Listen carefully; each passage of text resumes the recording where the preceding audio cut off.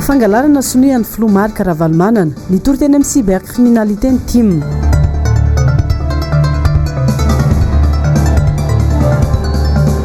RMTM mampiayany maro ilay CVO no tsy fahampiny serasera.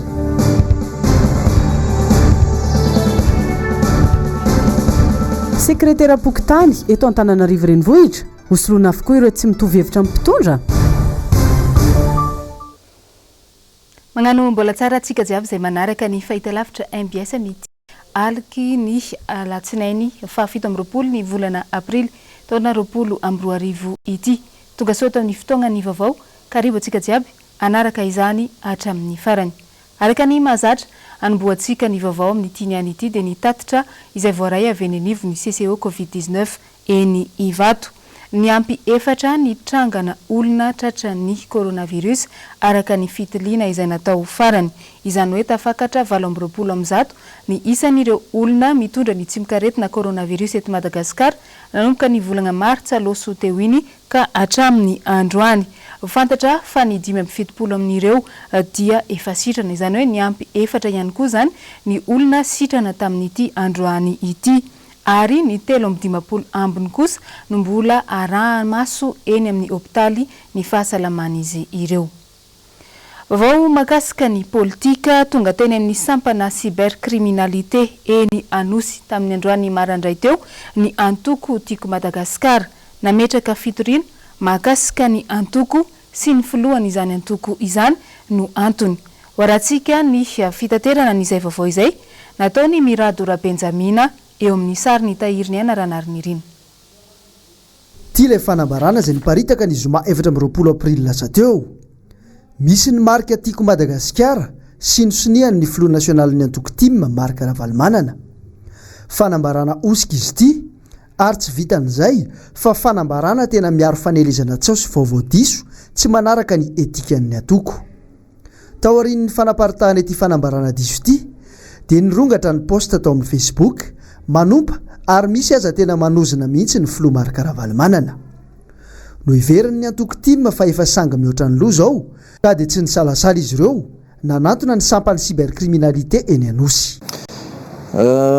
Tonga dia ty moa zany zahay amin'ny alalan'ny antoko tiako Madagasikara nametraka ny fitoriana tao amin'ny cybercriminalité satria tamin'ny 24 avril lasa teo dia nisy ny voaka tany amin'ny tambajotra serasera rehetrarehetra tany makasika na fanambarana izay nataon'ny antoko tiako Madagasikara. Izy io dia fanambarana diso ary tsy marina. Ao anatin'io fanambarana io dia milaza fa hoe ny antoko tiako Madagasikara miaraka amin'ny RMTM dia tsy mankasitraka ny fitondram-panjakana izay mieboebo mamoaka ny Covid organique ary dia mandraran'ny fisotroana io satria fanampozinana ny malagasy. Izay ny tena votoatany tao anatin'ilay fanambarana dia tsy nataon'ny tiako Madagasikara zay ary tsy fanambarana nataon'ny tiako Madagasikara mihitsy.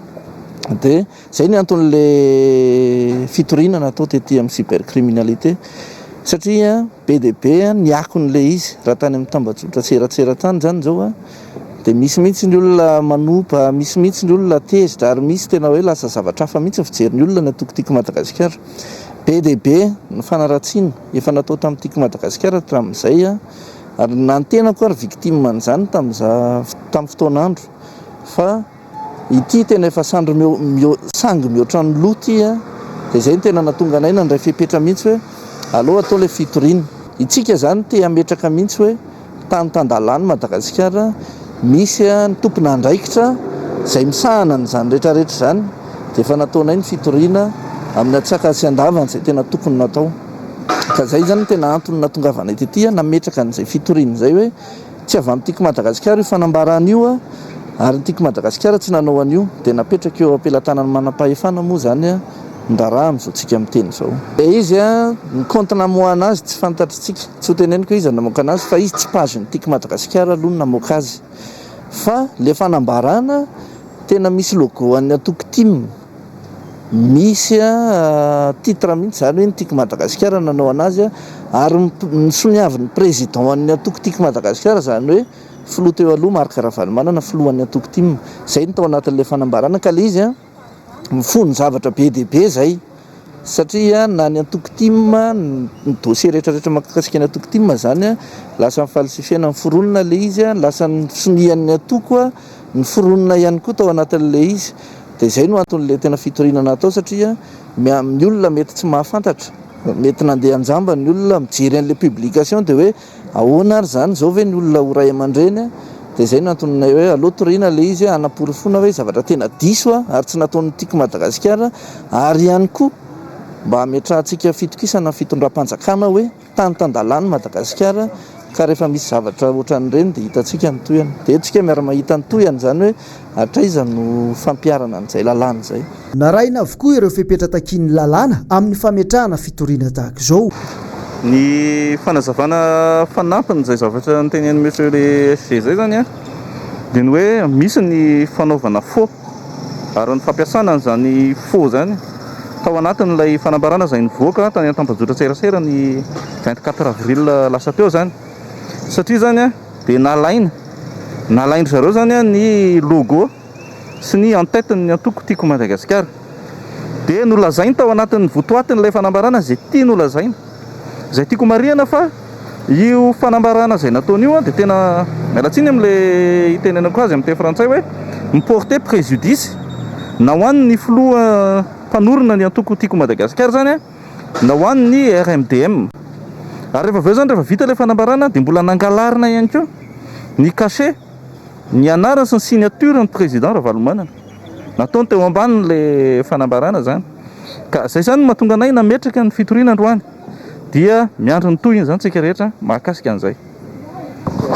Ny objet an'le plainte zany a misy zany ny fanaovana faux et usage de faux, ao ihany koa ny incitation à la haine dia ny diffamation et injure zany a envers ny président Vaovao marka sy ny antoko tiako Madagasikara. Eto dia miandrana vokatra aingana avy amin'ny mpampiatra ny lalàna ny TIM ho pirofo fa natao an'ny rehetra ny lalàna fa tsy natao anenjehana ny mpanohitra fotsiny ihany. Eo amin'izay vaovaon'ny politika izay hatrany dia naneho ny heviny ihany koa mahakasika ny toedrarà eto amin'ny firenena amin'ny fiatrehana ny Covid-19 ankehitriny ny RMDM na ny rodoben'ny mpanohitra ho an'ny demokrasia eto Madagasikara. Tetsy Belera no nanatanterahana an'izany tamin'ny maraindray teo. Tena toerana i Jessica Miray mitatitra ny vaovao eo amin'ny sary ny Manora Andriamalala. Niteraka resabe teny anivon'ny fiarahamonina eny hatrany ivelany izay tato anatin'ny herinandro ny fivoahany ilay CVO. Anisan'ny naneho hevitra mikasizany RMDM androany. Manoloana anty fanafody, vaksiny ary tambavy ity. Tsy mitovy ny hevitry ny manapaizatsika. Ary zay tsy fitovika-hevitra zay rehetrarehetra zay no mahatonga anay miteny hoe aoka re mba tsy atao antery ny fomba fanomezana azy ny zanaka malagasy satria na ny fomba hitenena ny fanjakana azy tsy mazava. Lazaina fa fanafody izy androany, rapitso izy lazaina fa fanefitra, afaka pitsondray izy lazaina fa tambavy mampitombo hery fiarovana ao anaty satria efa vitany ty fanafody ty daholo zavatra rehetra sady efa afaka miaro, afaka manasitrany io, mampitombo hery fiarovana io. Inona ny ilanan'le urgence sanitaire? Hanampenambavany mpanohatra sa hanaovana ordonnance amin'ny famohambola? Zay ve ny ilanan'le urgence sanitaire? Anisany nanaovany RMDM tsindrim-paingotra hatramin'izay sy ny mangarahara amin'ny fitantanana ny famatsiam-bola azon'ny Madagasikara hatramin'izay ny atrana ity valana retiny ity 5 hatreto tsy mbola nisy mihitsy ny tatitra na fandraisana andraikitra mazava avy amin'ny fanjakana. Mikasika ny tsy fangaharaharana ny zavatra fitantanana anty ady amin'ny valana retiny ity, lazaina isika fanahazo vola be. Vola be. Aizy ireo vola reo zao lasa ay mampieritreritra hoe sanatria ve le vola ny vadika rano ka lasa tambavy. Zay ve le izy sa aiza reo vola reo? Efa noantitra terina hatramin'ny nitsanganan'ny RMDM fa mpanohitra natao ametraka fefy ny RMDM. Tsy manakiana be fatany fa mitondra sosikevitra sy vahaolana ihany koa.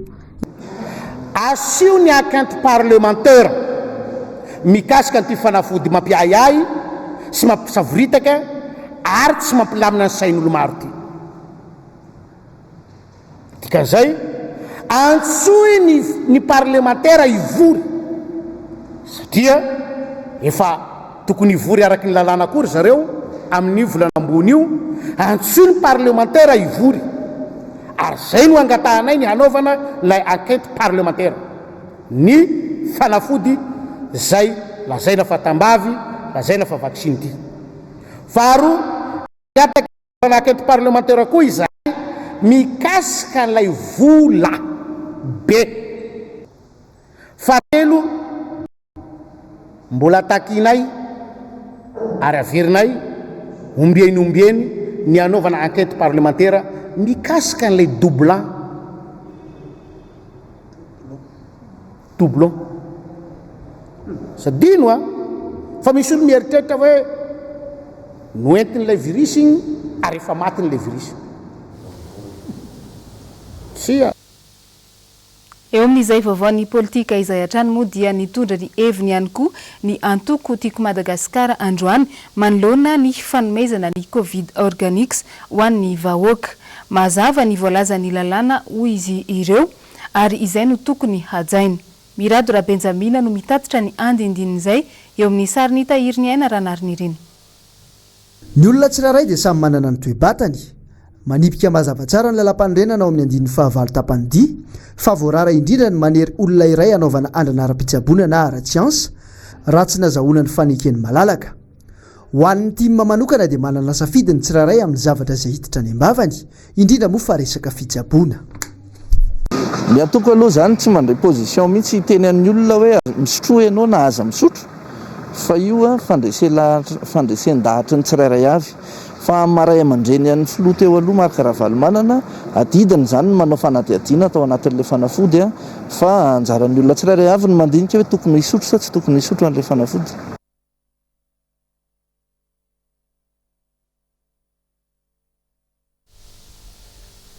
araka ny efa fantatra moa dia nanomboka androany no miatra ny sazy ho an'ireo izay mivoaka ny trano nefa tsy misiky arovava nisy androany ny mbola nini nanao an'izany ihany teny rehetra teny ka niatra tamin'izy ireo ny sazy njava Andriamahefa no mitatitra ny andindin'izay eo amin'ny rindrantsary ny toky Ramarolahy betsaka ireo tratrana mafalalana androany noho ny tsy fanaovana arovava ny voaka ny trano fa nainina ve sa tsy fananana mihitsy saika nahitana izany avokoa mantsy ny toerana maromaro teto andrenivohitra toy ny Tenitosy, Talaty, Ampitatafika, Andoharany Fotsy, Mahintsy, Ambatolaona ary Ambomangakely sy ny sisa. Entitra ny mpitandro filaminana ka nampamafana lalana avy hatrany ireo arovava. Toy izao hitantsika amin'ny sary izao dia tsy misy kely na lehibe dia niarana avokoa izay tsy manaraka ny fepetra. Eny na hatramin'ny vahiny aza. Nisy tamin'izy ireo no mitondra arovavany aminy saingy tsy hanaovany ka niarany sazy ihany koa. Tsy fanasaziana ihany no natao tamin'ireo olona tsy nanao arovava fa nisy ihany koa ny fanabeazana natao mpitandro filaminana ny mahazava-dehibe ny fanaovana izany. Ny toy kosa ny fizarana arovava ho an'ireo izay mbola tsy nanana. Vaovao makasika ny politika hatrany saingy lafiny hafa kosa misy olana vaovao indray izay mitranga eny anivony ny fokontany sasantsasany eto Antananarivo renivohitra. Mandeha manko ny feo fa misy ny fanoloana olona faobe eny anivony fokontany manerana ny boriboritany enina eto andrenivohitra. Nanangona ny momba n'izay vaovao izay Asin'Andriamalala sy Toky Ramarolahy. Nandeha feo tamin'ity herinandro ity fa hosorona avokoa ireo sekretera pokotany tsy mitovy hevitra amin'ny mpitondra fanjakana eto andrenivohitra na tsy mbola miva sy modidina fanina aza ny olana ara-tsosialy goavana noho ny fizarana ireny fanomezana avy amin'ny filohan'ny repoblika ireny dia mitady hipoitra indray ny tsy fahafalian'ny olona eny anivon'ny fokontany. Ho an'ny fokontany Ambohipo, Telovavy efa nitazona io toeran'io efa ho 30 taona no kasaina hosoloana izay tsy akasitrahan'ireo olona eny an-toerana.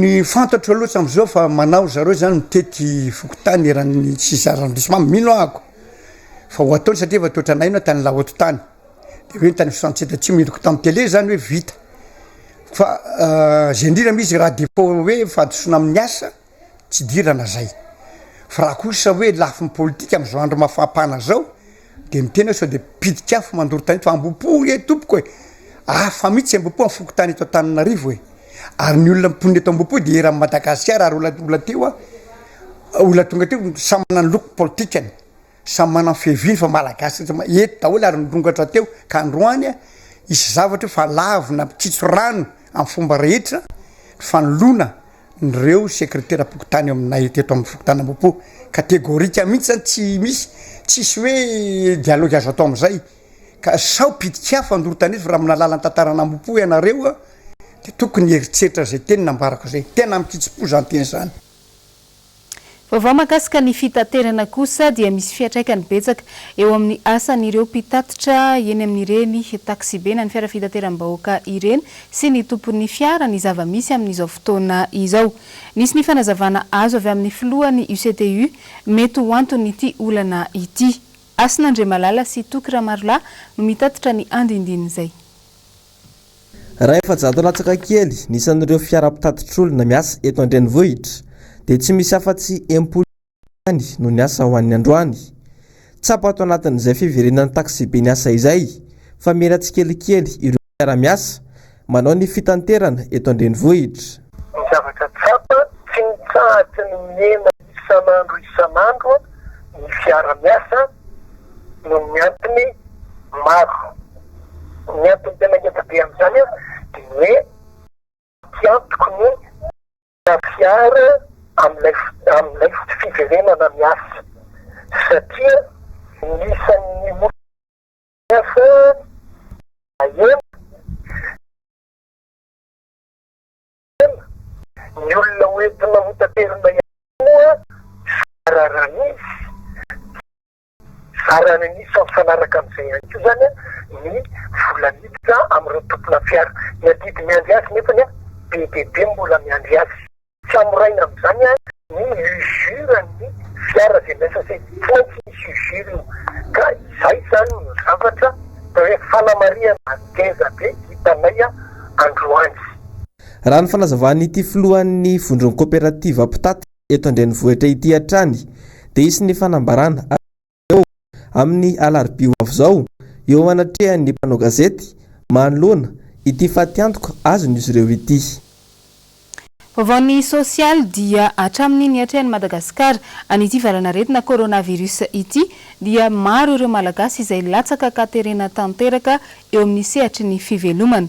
Manoloana izay indrindra dia nanolotra fanampiana ho an'ireo olona sahirana tao anatin'ny faritra Ambatomaro Omaly ny fiangonana kristianina fanantenana Karmel.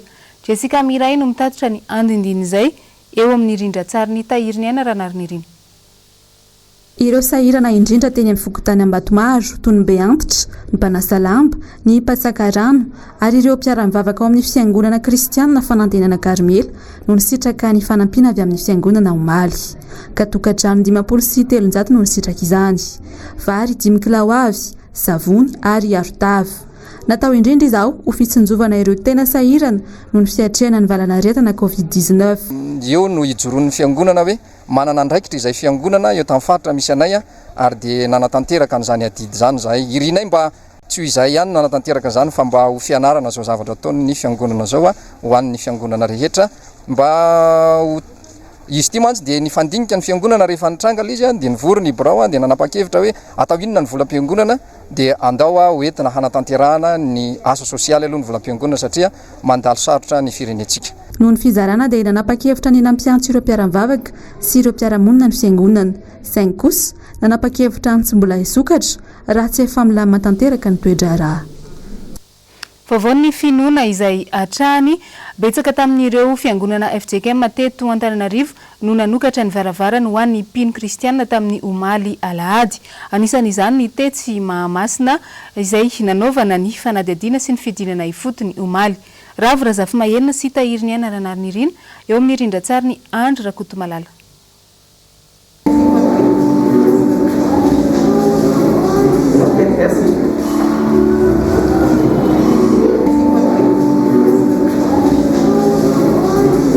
Tsy natao ambany zavatra ny fanajana ireo fepetra ara-pahasalamana rehetra mialohan'ny fidirana ny fiangonana teto amin'ny FJKM Matsimo Mahamasina. Tanterahana somatsara ny mpifaliana zany ary narahana tsaka ny sendavany ny fepetra rehetra no tifirina fanafody ny fiangonana ary hitantsika tsara fa ny kristianina rehetra dia anaraka ny fepetra rehetra nasiana zelona ny tanany akoatran'izay mbola misy fanadiovana koa atao najaina ny ray metatra ary indrindra manao ny arotava rehetra narahana daholo zany ny fandaminana rehetra nenina niditra ny fiangonana dia 50 ihany zany no tafiditra ao am-piangonana moa dia nyzaraina numéro dia hitantsika tsara amin'izao fomba fidiran'ny olona izao fa hatramin'ny tongotra ary asiana fanafody ny kiraro sy ny sisa ny tanana mazava ho azy. Nafonja ny afatra nomeny mpitandrina ho an'ireo kristianina rehetra tsy ankanavaka ny amin'ny fanajana ny fepetra indrindra ny fanakinana izay ady atao amin'Andriamanitra. Miezaka mihitsy ny fiangonana Tsimamasina mba ho fitaratra amin'ny fanajana fitsipika sy fandaminana satria ny fiangonana kristianina dia mora alamina ary araka ny fandaminana rehetra mba hisorohana ny valana retina fa ny fiadanan'Andriamanitra no hitoetra amintsika.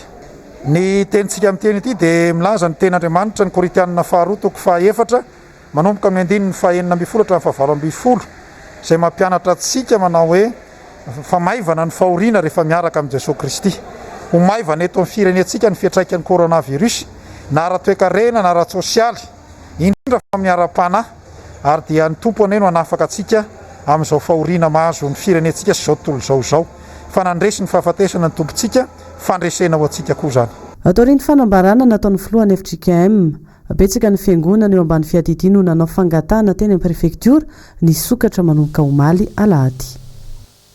Vaovao ny trangam-piarahamonina kosa dia lehilahy raiky teratany indiana no fantatra fa nisy naka ankeriny teny Ambohibe Ilafy panoramika Ambatobe androany maraina tokony ho tamin'ny 7 ora sy sasany.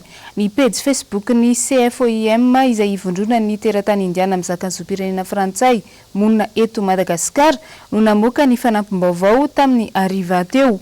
Magnano antsoavo amin'ireo nahita ny nisy any Anil Karim ny avany na ny fiarantondra azy ny toerana misy azy sy ny momba ireo paka ankeriny. Hotaterina aminao ao anatiny amin'ny fotoana manaraka moa ny andindininy bebe kokoa makasika an'izay. Fa eo amin'izay trangam-piarahamonina izay hatrany misokatra ny fanadihadiana sy ny famotorana tao aorian'ny fitsaram-bahoaka namoizana aina polisy raiky tany Ambanja tamin'ny sabotsy loso teo. Mitatitra ny vaovao manodidina an'izay Ravirazafy Mahenina sy Manora Andriamalala. Mitony fanadihadiana sy ny famotorana momba ilay fitsaram-bahoaka namoizana aina polisy iray niseho sabotsy teo tany Antsifatra Nalabe Ambanja. Raha ny fantatra nandena mitahiraka niaraka tanana polisy telo hafa ity farany resaka rongony tao Antsifatra no antony andefasiny ireo polisy ireo. Nolazain'ny vondron'olona tao an-toerana fa mpamadika ny mpitari-pitia nitondra zefatra amin'ny rahalahy ka izay no nahatonga ny fitsaram-bahoaka. Tsy afa-nanohitra ireto fokon'olona ny polisy tsy tany intsony moa ny ain'ny Fiana Leonard no nivoninahzo azy teo amin'ny lohany raha naratra mafy kosa ny polisy iray sy ilay mpitaridalana ary tafapiritsaka ny polisy roa namany izay avitra somatsara ny ain'izy ireo. Nitsoaka kosa ireo olona tompona andraikitra tamin'ireo zava-mahadomela raha nahafantatra fa misy mpitandro filaminana tonga ao an-tanàna. Araka izany, misokatra ny fanadihadiana hafantarana ny tena marina mahakasika ity raharaha ity, efa nentoerana hijery ny zava-misy marina ny talen'ny filaminam-bahoaka ao Diana sy ny mpiara-miasa aminy. Hoentina ny mandry tsara, faritra Sofiane Razana hoy ny polisy pirenena. Vaovao ny fahasalamana kosa dia nanamarika ny andro eran-tany amin'ny ady amin'ny tazomoka ihany koa i Madagasikara tamin'ny sabotsy loso teo iny. Ny zava-nisy any amin'ny faritra Vakinakaratra no entin'ny mpanao gazety avy any an-toerana ao anatiny ity fanadihadiana manaraka ity. Ny ankizy no tena lasibatra voalohany amin'ny aretina tazomoka eto amintsika ary mety miafara amin'ny fahafatesana raha tsy voatsabo tsara. Mbola anisy an'ireo faritra betsaka marary indrindra ny eo amin'ny distrika Mandoto sy Betafo raha ny fanampam-panazavana. Mitoy ny fanentanana sy ny famindrahana fanafody ary ny fizarana ody-moka.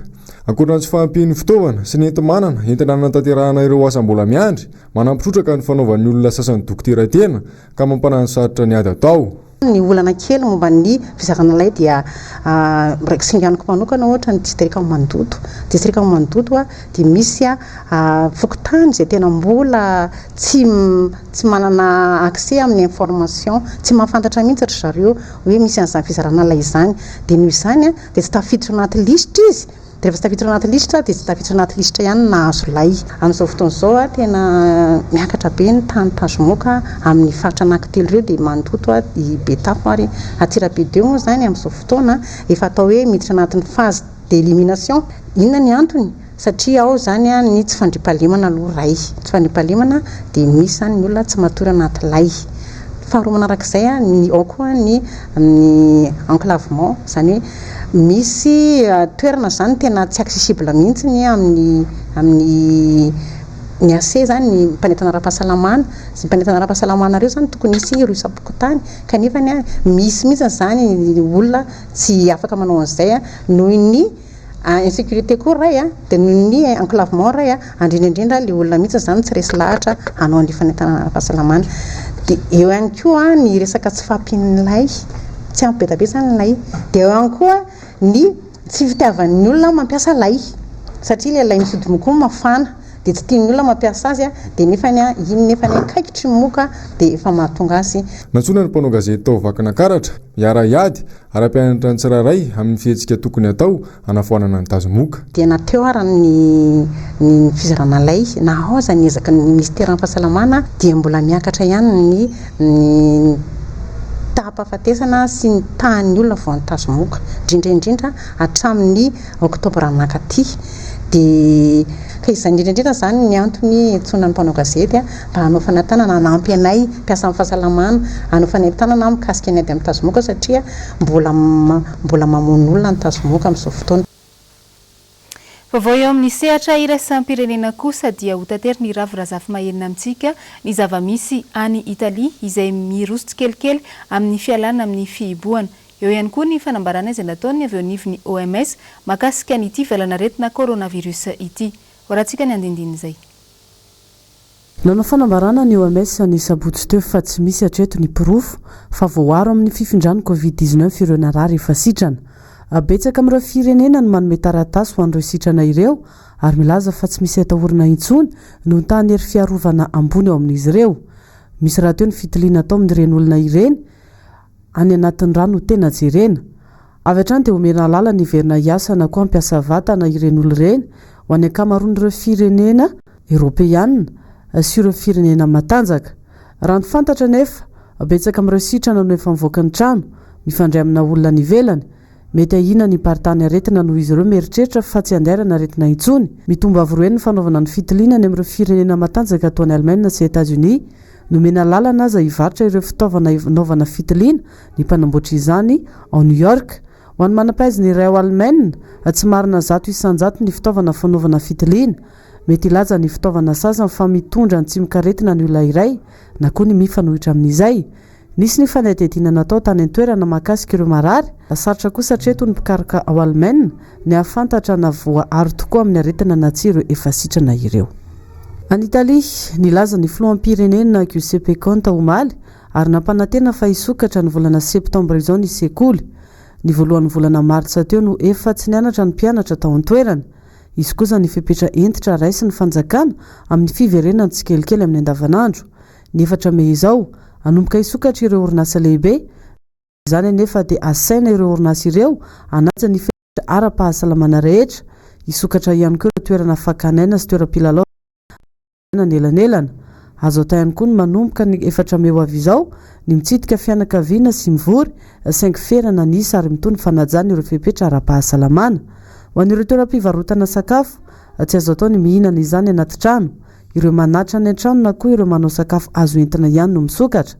Ny voalohan'ny volana jona no laza ny filoha italiana fa misokatra ny bara sy ireo trano fisakafoana sy ny hafa toy ny fanaovam-bolo tarehy ny sisa. Inany koa no nandesintsika namarana ny vaovao tamin'ny ity niany ity mankasitraka anao nanaraka izany hatramin'ny farany. Mametraka ny veloma samy tsara ho amintsika jiaby indray ny tenako amin'ny manaraka koa. Veloma tompoko.